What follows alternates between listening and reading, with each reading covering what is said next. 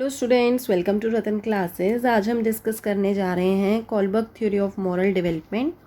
Kohlberg theory से पहले हमने डिस्कस की थी पियाजे थ्योरी को, और उसके बाद हम करेंगे वाइगोत्स्की थ्योरी को डिस्कस, और उसके बाद हम इन तीनों थ्योरीज के एमसीक्यूज को डिस्कस करेंगे। So let's see Kohlberg theory of moral development में क्या है। Kohlberg theory of moral development focus on how child develop their morality and moral reasoning. Kohlberg theory किसके ऊपर फोकस करता है? वो फोकस करता है कि बच्चे की मोरालिटी कैसी है।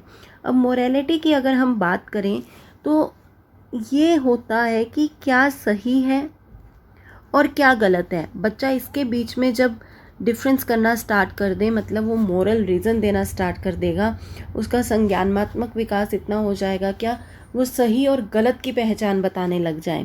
अब कुछ इंसान के लिए कोई बातें सही हो सकती हैं और वही बातें किसी और इंसान के लिए गलत हो सकती हैं। ये किस लिए होता है? Because of individual differences.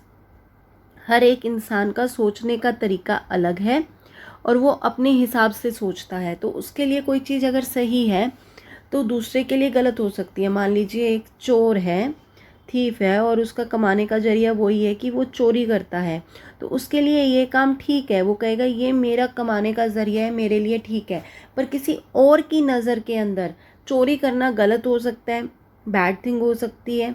ठीक है, तो ये पर्सन टू पर्सन डिपेंड करता है, ये उसकी ब्रिंगिंग पे डिपेंड करता है, ये उसके इन्वायरमेंट पे डिपेंड करता है, किस टाइप के इन्वायरमेंट में वो रह रहा है, कि ये चीज़ उसके लिए ठीक है या नहीं। और जब बच्चा इनके बीच में डिफरेंस करना स्टार्ट कर दे तो उसकी मॉरल डेवलपमेंट हो जाती है। तो कोलबर्ग ने क्या किया था, 72 बॉयज़ का सैंपल लिया था। उन्होंने 72 बॉयज़ को लिया और उन्हें डिफरेंट डिफरेंट डायलेमा की सिचुएशंस दी। अब डायलेमा की सिचुएशंस क्या है? दुविधा की स्थिति। दुविधा किस बात की दुविधा? ये नहीं कि आज नहाना है कि नहीं नहाना है, ये तो बड़ी सिंपल सी दुविधा है। मान लो मन है तो नहाओ, नहीं है तो मत नहाओ। ऐसी कोई आसान दुविधाएं नहीं दी थी उन्हें। दुविधा दी गई जन्म मरण से लेके लाइफ डेथ से रिलेटेड। ठीक है, जिसके लिए सोचने के लिए उनका पूरा जो कॉग्निटिव सोच है, कॉग्निटिव रीजनिंग है, वो दे सकें। उनका पूरी मॉरल डेवलपमेंट के हिसाब से वो अपनी सोच के हिसाब से दे सकें। तो उन 72 बॉयज़ को डिफरेंट डिफरेंट सिचुएशन दी गई और फिर उन सिचुएशन पे बेस्ड क्वेश्चंस दिए गए और उनसे पूछा गया कि क्या ये ठीक है या गलत है, ठीक है या गलत है, उन्हें ये पूछा गया। ठीक है, तो हर इंसान ने अपनी अपनी राय दी, क्योंकि 72 बॉयज़ हैं, हर एक इंसान अलग होता है, हर इंसान में इंडिविजुअल डिफरेंसेस होते हैं।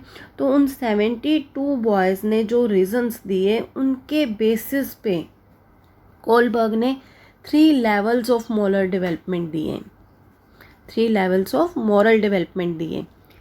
अब जो ये थ्योरी थी इसको लोगों ने बहुत ज़्यादा क्रिटिसाइज़ किया, क्योंकि ये सिर्फ बॉयज़ के सैंपल कलेक्ट किए थे, गर्ल्स की राय इसमें पूछी ही नहीं गई थी। बिकॉज ऑफ जेंडर बायस इस थ्योरी को बहुत ज़्यादा अपोज किया गया और क्रिटिसाइज़ किया गया। अब देखते हैं कि कोलबर्ग ने कौन से लेवल्स दिए थे मॉरल डेवलपमेंट के। Let's see. उससे पहले हम डिस्कस कर लेते हैं एक बहुत ही, मैंने अभी बताया कि उन्हें डायलेमा की सिचुएशंस दी गई, तो एक बहुत ही फेमस डायलेमा सिचुएशन है हिंस डायलेमा सिचुएशन। अब हिंस क्या था? एक पर्सन था, एक इटालियन पर्सन था जिसकी बीवी बहुत ज़्यादा बीमार थी। उसे कोई एक डेडली डिजीज़ थी जो सिर्फ किसी एक मेडिसिन से क्योर हो सकती थी, और वो जो एक मेडिसिन थी वो सिर्फ एक डॉक्टर, या आप कह सकते हो ड्रगिस्ट, उसने बनाई थी। जो वो एक डॉक्टर था, सिंगल डॉक्टर था, उसकी इकलौते की मेडिसिन उसे ठीक कर सकती थी, इसलिए वो मोनोपोली कर रहा था, अपनी मनमानी कर रहा था कि मैं ये जो मेडिसिन है बहुत कॉस्टली दूंगा। मान लीजिए उसके करोड़ों रुपए मांग रहा था, जो हिंद अफोर्ड नहीं कर सकता था या कोई भी नॉर्मल पर्सन अफोर्ड नहीं कर सकता था। तो उसके आगे सर्वल ऑप्शंस थे, उसके आगे डिफरेंट डिफरेंट ऑप्शंस थे कि वो क्या ऑप्ट करे। क्या उसे वो ड्रग चुरा लेनी चाहिए? क्या वो ड्रग चुराना ठीक होगा या गलत होगा? अगर ठीक होगा तो क्यों ठीक होगा, और गलत होगा तो क्यों ठीक होगा? अगर हिंस वो ड्रग चुरा लेते हैं तो क्या वो ड्रगिस्ट के रूल्स को वायलेट नहीं करेगा? या अगर वो पकड़ा जाता है तो उसे किस टाइप की सज़ा होगी। अगर उसने ड्रग चुरा ली तो क्या ये मॉरली गलत होगा या सही होगा। अगर उसकी वाइफ की जगह कोई अननोन पर्सन होता जिसे वो जानता नहीं, तो क्या वो उसके लिए वो ड्रग चुराता या नहीं चुराता। तो इस टाइप की डिफरेंट सिचुएशंस उसके सामने क्रिएट हो गई। इन सिचुएशंस का जो उन 72 बॉयज़ ने आंसर दिया वो अपने इंडिविजुअल डिफरेंसेस के अकॉर्डिंग दिया। किसी ने कहा कि ड्रग चोरी करना गलत बात है और हमें चोरी नहीं करनी चाहिए, उसे कोई अल्टरनेटिव सोल्यूशन ढूंढना चाहिए था। या ड्रग चुरा लिया तो ठीक है, बीवी की जान बचाने के लिए, किसी की लाइफ से इम्पोर्टेंट कुछ नहीं हो सकता। तो हर किसी ने अपने अपने रीजंस दिए। उन रीजंस के बेसिस के ऊपर 3 लेवल्स दिए कोलबर्ग ने मोरल डेवलपमेंट के। जो 3 लेवल्स थे मोरल डेवलपमेंट के, फर्स्ट लेवल था प्री कन्वेंशनल लेवल। ये 3 लेवल्स के अंदर हर लेवल में 2 स्टेजेस थी।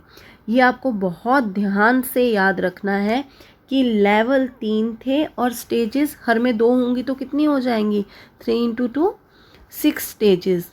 तो कई बार बहुत कन्फ्यूजन हो जाती है कि कौन सी स्टेज कौन से लेवल के अंदर आती है। तो ये हमें बहुत ही अच्छे तरीके से ध्यान से पढ़ना है कि 3 लेवल हैं और हर लेवल की 2 स्टेजेस हैं। तो टोटल कितनी स्टेजेस हो जाएंगी, 6 स्टेजेस। अगर स्टेजेस पूछी जाएँ कोलबर्ग थ्योरी की कितनी है तो वो 6 हैं। अगर लेवल्स पूछे जाएँ तो कितने हैं, वो 3 हैं। अब हम देखते हैं कौन कौन से लेवल थे। फर्स्ट आ जाएगा pre conventional level. Pre conventional level below 6 years या अप टू 6 ईयर्स के स्टूडेंट के लिए होता है। इसके अंदर 2 लेवल्स आते हैं। वन आता है ओबीडियंस एंड पनिशमेंट ओरिएंटेशन, दूसरा आता है self interest and reward orientation. अब अगर हम ओबीडियंस की बात करते हैं एंड पनिशमेंट की बात करते हैं तो बच्चे को यहाँ सिखाया जाता है अगर आप बात मानोगे, ओबीडियंट बनोगे तो अच्छी बात है। अगर आप कुछ गलत काम करोगे तो आपको पनिशमेंट मिलेगी। अगर आप कोई काम ढंग से नहीं करोगे तो आपको पनिशमेंट मिलेगी। उसके बाद बच्चे को सेल्फ इंटरेस्ट एंड रिवॉर्ड की ओरिएंटेशन है। इसके अंदर क्या है, मान लीजिए बच्चे को आपने कहा कि अगर आप 30 रुपये का सामान मुझे किसी शॉप से ला के दोगे तो मैं आपको 5 रुपीज़ एक्स्ट्रा दूंगा चॉकलेट लेने के लिए। तो ये बच्चे को हमने क्या दिया, लालच दिया, उसे इंटरेस्ट क्रिएट किया उस काम को करने में। उसका उसमें सेल्फ इंटरेस्ट क्या था बच्चे को कि उसे चॉकलेट मिल रही है। इससे क्या होगा, बच्चे को एनकरेजमेंट मिलेगी कहाँ जाने के लिए, शॉपिंग सीख जाएगा, इससे बच्चा दुकान पे जाना सीख जाएगा। तो ये आती है 2 situations, one is obedience and punishment orientation, another one is self interest and reward orientation. उसके बाद लेवल 2 के अंदर आता है जो कि कन्वेंशनल लेवल है, 7 साल से 11 साल के बच्चों के लिए। इसके अंदर गुड बॉय और गुड गर्ल ओरिएंटेशन आती है। हम स्कूल में बच्चे को कहते हैं कि जो बच्चा होमवर्क करके आएगा वो तो गुड बॉय होगा और उसे प्रेज़ किया जाएगा, और जो बच्चा होमवर्क नहीं करके आएगा वो बैड होगा, उसे कोई प्रेज़ नहीं मिलेगी। तो बच्चा अपने आप को गुड प्रूव करने के लिए, अच्छा प्रूव करने के लिए अपना होमवर्क टाइमली करेगा। तो यहाँ पे बच्चा अपने आप को कुछ प्रूव करने के लिए, अच्छा प्रूव करने के लिए क्या करते हैं, अपना काम करते हैं। इसे कहते हैं good boy and good girl orientation. उसके बाद आता है law, order and morality. Law, order और मोरालिटी में आता है कि बच्चे को लॉ फॉलो करना सिखाया जाता है कि अगर आप ऐसा करोगे तो ये लॉ के अकॉर्डिंग ठीक है। अगर आप रिसेस टाइम में ही खाना खाना है और किसी टाइम में खाना नहीं खाना है तो ये क्या है, स्कूल का एक लॉ है। क्लासेस में खाना नहीं खाना है, बाहर जाके खाना खाना है, ये भी एक स्कूल का लॉ है। तो उन्हें लॉ एंड ऑर्डर फॉलो करना सिखाया जाता है। उसके बाद आता है post conventional level. Post conventional level के अंदर सोशल कंट्रैक्ट ओरिएंटेशन आता है और एक यूनिवर्सल एथिकल प्रिंसिपल ओरिएंटेशन आता है।